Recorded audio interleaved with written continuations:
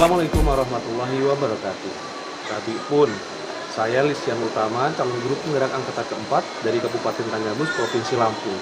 Kali ini saya akan melakukan pengimbasan dari aksi nyata atau sosialisasi kepada rekan-rekan guru pada SDN 1 Antarbera, Kecamatan Limau, Kabupaten Tanggamus, mengenai filosofi pemikiran Ki Hajar Dewantara dan juga budaya positif yang merupakan penugasan saya pada modul 1.4.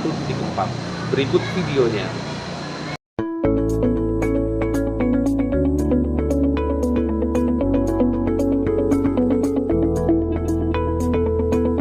Mari bersama berperan besar memajukan pendidikan Indonesia yang lebih baik dengan menciptakan pembelajaran yang berpusat pada murid dan menggerakkan ekosistem pendidikan yang lebih baik melalui program Guru Penggerak. Guru Penggerak, Merdeka Belajar.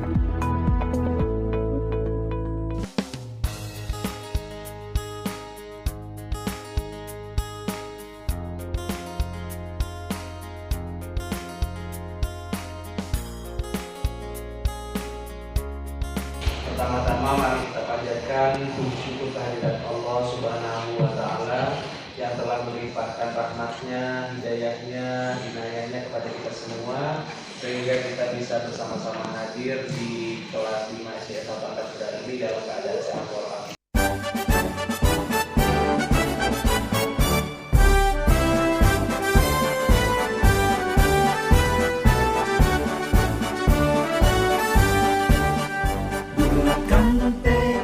Kuatkan hati, negeri ini memanggilmu kawan. Belajar, bergerak, berbagi untuk negeri. Guru penggerak, majukan pendidikan. Guru penggerak menghamba pada murid. Kreatif, rancang pembelajaran. Hargai potensi, tingkatkan prestasi. Lahirkan profil pelajar Pancasila.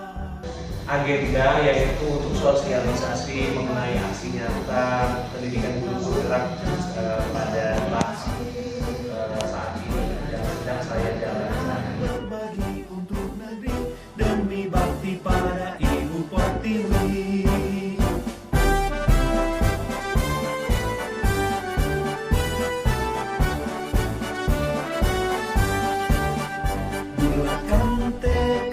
Kuatkan hati, negeri ini memanggilmu kawan. Belajar, bergerak, berbagi untuk negeri. Guru penggerak, majukan pendidikan. Guru penggerak menghamba pada murid. Kreatif, rancang pembelajaran. Hargai potensi, tingkatkan prestasi. Lahirkan profil pelajar Pancasila. Belajar, bergerak, berbagi untuk negeri. Kita menjalin kolaborasi. Belajar. Mungkin selama ini Bapak Ibu bertanya-tanya, Lisyan itu ikut apa sih gitu ya? Jadi selalu sibuk lokakarya, selalu sibuk bikin video sama anak-anak, sibuk kerja-kerja dan sebagainya. Jadi Bapak Ibu, saya di sini sedang mengikuti program pendidikan guru penggerak. Demi bakti pada Ibu Pertiwi. Demi bakti pada Ibu Pertiwi.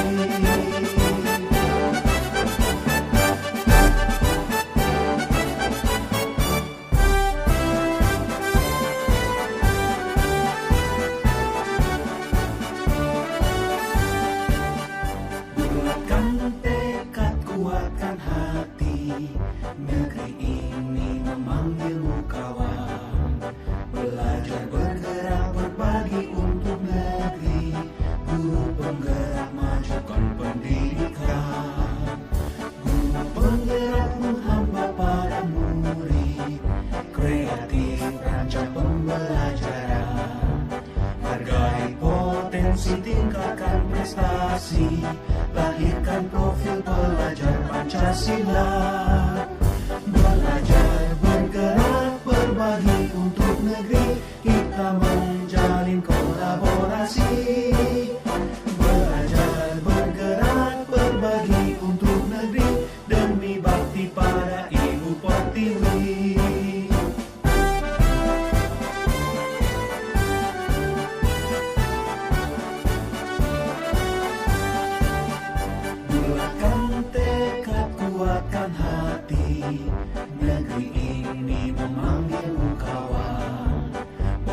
Pelajar bergerak berbagi untuk negeri, guru penggerak majukan pendidikan. Guru penggerak menghamba pada murid, kreatif rancang pembelajaran. Hargai potensi, tingkatkan prestasi, lahirkan profil pelajar Pancasila. Belajar bergerak berbagi untuk negeri, kita menjalin kolaborasi. Belajar bergerak berbagi untuk negeri, demi bakti pada Ibu Pertiwi. Belajar bergerak berbagi untuk negeri, kita menjalin kolaborasi. Belajar bergerak berbagi untuk negeri, demi bakti pada Ibu Pertiwi. Nah, jadi guru penggerak ini fokus kepada filosofi atau pemikiran Ki Hajar Dewantara. Salah satunya adalah budaya positif tadi. Bapak Ibu, saya mau tanya, apa yang terbesit atau yang Bapak Ibu tahu dari Ki Hajar Dewantara? Mungkin semboyannya, kita nggak semboyan Ki Hajar Dewantara. Ada 3 semboyan Ki Hajar Dewantara, Bapak Ibu ingat? Iya, itu. Madio Mangunkarso, terus Madio Mangunkarso, iya Madio Mangunkarso, terus Tugu Handayani, terus Ingarso Suntulodo. Nah itu masih ada. Jadi saya Ingarso Suntulodo ya. Jadi kalau berada di depan, guru itu sebagai tauladan. Kemudian Ing Madio Mangunkarso. Ketika berada di tengah-tengah murid, guru itu sebagai pendidikan. Dan Guru Handayani itu ketika guru berada di belakang murid sebagai di berbagai pendidikan. Namun di samping itu ternyata ada banyak sekali Bapak Ibu mengenai filosofi atau pemikiran Ki Hajar Dewantara. Yang lain, filosofi yang lain adalah Ki Hajar Dewantara mengatakan seperti ini. Anak-anak yang terlahir itu sudah memiliki garis-garis samar. Jadi kalau kita pernah mendengar bahwa anak yang terlahir itu adalah seperti kertas putih yang kosong, atau kalau menurut Ki Hajar Dewantara itu salah Bapak Ibu. Karena menurut Ki Hajar Dewantara, anak-anak yang terlahir itu sudah memiliki garis-garis samar yang menggambarkan tentang potensi yang mereka miliki. Nah, tugas kita sebagai pendidik atau sebagai guru adalah menebalkan garis-garis samar tersebut supaya terlihat terang, terlihat jelas, dan terlihat apa potensi anak-anak tersebut. Nah, artinya dari filosofi itu Bapak Ibu, ketika kita mengajar di kelas, di sekolah, kita tidak bisa memaksakan potensinya masing-masing. Jadi pada menurut Ki Hajar Dewantara tadi, menurut filosofinya, ketika kita mengajar, kita persilahkan kepada siswa tersebut untuk mengeluarkan kemampuan mereka, untuk mengeluarkan pendapat mereka. Jadi dari situ kita bisa paham, bisa melihat satu persatu potensi dari anak-anak tersebut. Jadi kita tidak bisa memaksakan kamu harus mendapatkan nilai 80 pada pelajaran bahasa Indonesia, kamu harus mendapatkan nilai 70 pada matematika, kamu harus mendapatkan nilai 100 pada pendidikan agama Islam. Kita tidak. Jadi nilai yang mereka dapat, yang mereka hasilkan itu bukan menjadi patokan mereka. Anak tersebut bisa dikatakan lulus, anak tersebut bisa dikatakan pintar, cerdas dan sebagainya. Karena kembali lagi mereka punya potensinya masing-masing, Bapak Ibu. Nah itu menurut filosofi Ki Hajar Dewantara. Kemudian ada lagi filosofi Ki Hajar Dewantara yang lainnya, itu mereka Ki Hajar Dewantara mengatakan bahwa kita sebagai guru ini adalah seorang petani yang menanam benih-benih untuk untuk masa depan. Nah, benih-benih itulah yang diibaratkan sebagai siswa kita, sebagai anak didik kita. Jadi selama pendidikan guru penggerak Bapak Ibu, itu saja yang kami yang kami dapatkan, yang kami harus cerna, yang harus kami kembangkan seperti itu. Kemudian yang kedua adalah namanya budaya positif. budaya positif itu banyak Bapak Ibu. Budaya positif misalnya kedisiplinan, kemudian karakter kebaikan pada siswa dan lain-lain. Nah, namun yang saya tekankan budaya positif pada modul ini yang akan saya sampaikan adalah tentang peraturan kelas. Nah, kita kan tahu setiap sekolahan, setiap kelas pasti memiliki peraturan sendiri, memiliki peraturan tentang tata tertib. Misalnya dilarang terlambat, dilarang membawa makanan, kemudian apalagi dilarang melepas sepatu, dilarang menggunakan sendal dan sebagainya. Nah, ketika kita menggunakan peraturan tersebut, Bapak Ibu, dilarang ini, dilarang itu akan membuat anak-anak atau peserta didik itu merasa terbelenggu dengan peraturan. Nah, itu pun tidak dibenarkan oleh Ki Dewantara, karena menurut Ki Dewantara yang betul, yang selayaknya disampaikan kepada anak itu bukan peraturan tentang tertib seperti itu, namun keyakinan kelas namanya. Tadi sudah saya bagikan di saat sebelum baca. Jadi apa sih bedanya keyakinan kelas dengan peraturan kelas itu? Saya ambil contoh seperti ini Bapak Ibu. Ketika kita berkendara, peraturannya adalah kita harus menggunakan helm. Menggunakan helm supaya kita tidak ditilang. Namun, keyakinan pada diri kita ketika kita mengesampingkan peraturan itu tadi, kita berbicara dengan keyakinan. Oh iya, ketika saya tidak menggunakan helm, apabila saya kecelakaan, saya terjatuh, mungkin kepala saya akan terbentur. Nah, itu keyakinan kita. Kalau kita tanpa melihat adanya peraturan itu tadi. Kalau kita melihat adanya peraturan dengan membawa peraturan itu tadi, yaitu tadi saya memakai helm supaya saya tidak ditilang, supaya saya tertib lalu lintas. Berbeda ya Bapak Ibu antara peraturan dan keyakinan. Kalau keyakinan tadi pada diri kita sendiri. Kalau saya yakin, kalau saya tidak menggunakan helm, apabila saya terjatuh, kepala saya akan terbentur dan terluka. Kalau saya menggunakan helm, akan lebih aman. Itu keyakinan. Nah, kembali lagi kepada keyakinan kelas tadi. Apabila kita memberikan peraturan kelas kepada siswa, misalnya saya di dalam kelas, anak-anak ketika pelajaran agama Islam jangan membawa makanan. Kalian harus membawa Al-Quran, harus membawa buku cetak dan sebagainya. Kemudian dilarang berbicara, dilarang bertanya dan sebagainya. Jadi yang ada pada pikiran anak-anak itu banyak sekali peraturan. Mereka akan terbelenggu dengan adanya peraturan itu tadi. Namun ketika saya mengatakan anak-anak, sebelum kita belajar agama, mari kita buat keyakinan kelas, sebuah kesepakatan kelas. Nah, karena ini belum ditayangkan, sebenarnya ada contoh video kemarin saya buat dengan anak-anak sendiri.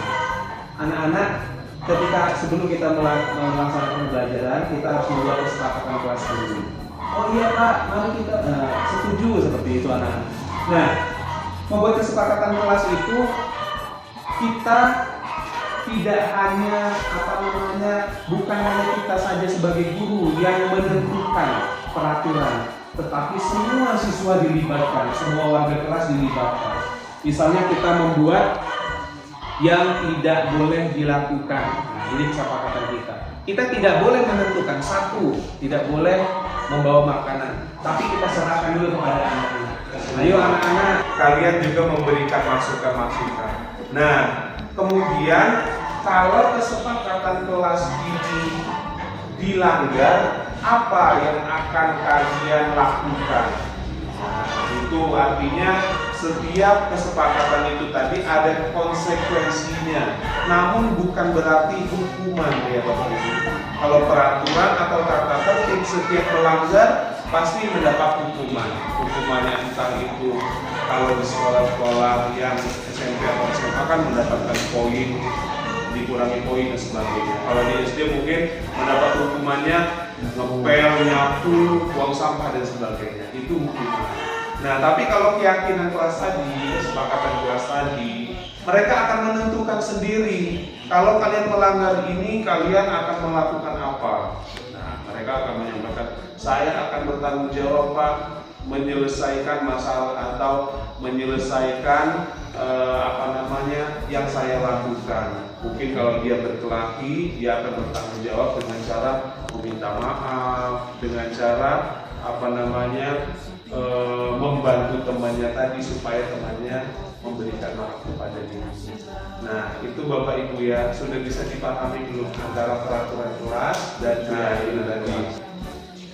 Kemudian, kenapa keyakinan kelas? Kenapa kesepakatan kelas? Kenapa tidak peraturan kelas? Nah, itu tadi Bapak Ibu, kalau peraturan, anak-anak itu seolah-olah terbelenggu dengan peraturan-peraturan sekolah, dengan peraturan-peraturan kelas. Tapi kalau keyakinan kelas itu adalah murni kesepakatan semua warga kelas, bukan hanya ditentukan oleh gurunya saja. Jadi semua warga kelas, namanya warga kelas, semua siswa harus mempertanggungjawabkan perbuatan yang mereka lakukan apabila melanggar kesepakatan yang telah ditentukan itu tadi. Nah, itu Bapak Ibu, itu adalah salah satu budaya. Nah, kemudian sampai di sini ada yang mau ditanyakan dari Bapak Ibu? Iya, silakan. Keyakinan kelas itu dibuat setiap kita mau mulai pelajaran atau setiap satu bulan atau setiap semester? Iya, makasih Bu Ida atas pertanyaannya. Jadi keyakinan kelas itu sebetulnya tergantung ketentuan dan atau kebijakan dari sekolah. Sekolah memiliki keyakinan sendiri, keyakinan untuk menggantikan peraturan tadi ya, untuk menggantikan peraturan tadi. Kemudian setelah sekolah melakukan keyakinan sekolah itu tadi atau membuat kesepakatan sekolah, kita sebagai guru kelas atau guru mata pelajaran, kita bisa menentukan sendiri di kelas kita. Keyakinan atau kesepakatan kelas ini mau kita sepakati untuk setiap pertemuan saja, setiap pertemuan dengan guru saja, setiap guru mata pelajaran saja. Namun kalau peraturan atau kesepakatan kelas tadi kita akan tetapkan sepanjang waktu, kita mungkin akan menggunakan secara tertulis kesepakatan kelas, lalu kita tempel di kelas. Nah, kita sampaikan kepada anak-anak, ini kesepakatan kelas bukan hanya berlaku pada Bapak saja atau pelajaran Ibu saja, tetapi semua pelajaran yang ada di dalam kelas ini. Jadi semua warga kelas atau semua guru yang masuk ke dalam kelas harus mengikuti peraturan kesepakatan kelas yang sudah diyakini. Berbagi untuk negeri demi bakti pada Ibu Pertiwi. Belajar bergerak berbagi untuk negeri, kita menjalin kolaborasi. Belajar bergerak berbagi. Nah, artinya Bapak Ibu sebenarnya banyak sekali materi, kami sudah memasuki materi tapi beberapa poin saja yang bisa saya sampaikan itu tadi. Saya berharap karena program pendidikan guru penggerak ini kan bukan hanya outputnya atau lulusannya nanti bukan hanya bermanfaat untuk dirinya sendiri. Kalau misalnya PPG kan begitu lulus, manfaatnya untuk dia sendiri, untuk mendapatkan sertifikasi, untuk mendapatkan sertifikat dan lain-lain. Namun program pendidikan guru penggerak ini ketika dia lulus, dinyatakan lulus sebagai guru penggerak, itu bagaimana caranya guru penggerak tersebut bisa menerapkan pada sekolah tersebut. Maka dari itu diharapkan guru-guru dan juga kepala sekolah yang ada di sekolah naungan guru penggerak itu tadi bisa saling berkolaborasi, saling mendukung, syukur-syukur bisa menerapkan. Jadi harapan saya ya walaupun kita tidak bisa menerapkan semua yang ada yang saya sampaikan dari hal-hal kecil, mari kita sama-sama terapkan kepada anak-anak kita. Salah satunya itu tadi, kita jangan pernah memaksakan kehendak anak-anak itu tadi, karena anak-anak itu sudah memiliki potensinya masing-masing, begitu Bapak Ibu. Dan mungkin ketika lokakarya pertama waktu itu Pak Dingin juga sudah pernah ikut dan mendengarkan penjelasan langsung dari P4 TK matematika dan sebagai instruktur kami. Nah, di sana Pak Dingin sudah menyatakan langsung apa manfaatnya, apa tujuannya, bukan hanya untuk manfaat saya sendiri, bukan pribadi saya sendiri. Jadi program guru penggerak ini berharap bahwa bagaimana caranya calon guru penggerak itu tadi bisa mengajak rekan-rekan dirinya untuk merubah paradigma cara mengajar kita. Bagaimana caranya cara mengajar kita mengasihkan, kemudian anak-anak itu menjadi tertarik, anak-anak itu menjadi nyaman, bukan seperti belajar. Nah, jadi kembali lagi ke Ki Hajar Dewantara. Ki Hajar Dewantara itu punya sekolahan namanya Taman Siswa Bapak Ibu. Awal mula dulu pada zaman kolonial. Kenapa Ki Hajar Dewantara membuat Taman Siswa bukan sekolah siswa? Karena menurut Ki Hajar Dewantara yang namanya taman itu tempat bermain, tempat yang mengasihkan bagi anak-anak. Jadi anak-anak itu ketika di rumah nggak sabar menunggu hari besok untuk kembali lagi ke taman tadi. Jadi kita mudah-mudahan nanti kita bisa sedikit perlahan-lahan kita bisa menyamakan persepsi mengenai filosofi Ki Hajar Dewantara ini, Bapak Ibu. Dan saya mohon dukungannya kepada Bapak Ibu semua dari berbagai aspek dan mohon kerjasamanya sampai pendidikan guru penggerak ini selesai selama 9 bulan ini, Bapak Ibu. Karena saya nggak bisa juga berjalan sendiri tanpa adanya dukungan kepala sekolah, tanpa adanya dukungan Bapak Ibu guru semua yang ada di SDN 1 Antar ini. Jadi itu Bapak Ibu yang bisa saya sampaikan. Jadi kalau Bapak Ibu bertanya-tanya selama ini apa kegiatan saya,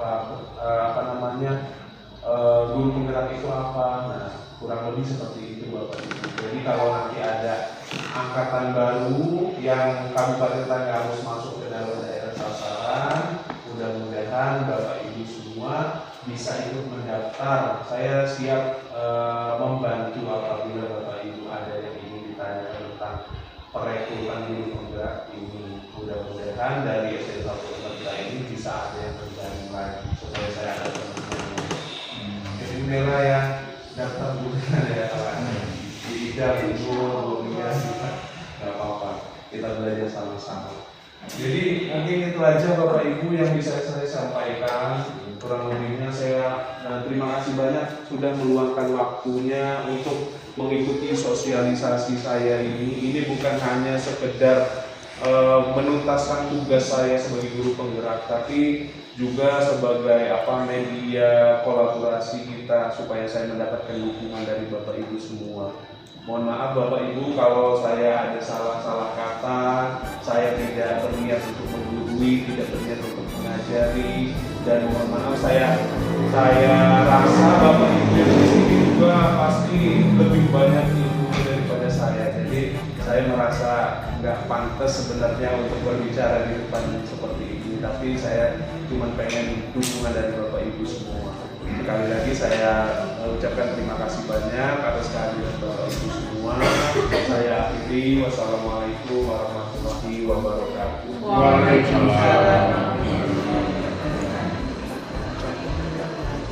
Demikianlah yang bisa saya sampaikan mengenai sosialisasi tentang budaya positif di sekolah kepada rekan-rekan guru di SDN 1 Antarbra, Kecamatan Limau, Kabupaten Tanggamus. Semoga tayangan ini bermanfaat bagi kita semua, terutama kepada calon guru penggerak angkatan 4. Saya akhiri, wabillahi taufik wal hidayah. Wassalamualaikum warahmatullahi wabarakatuh. Babi pun, salam guru penggerak, salam merdeka belajar.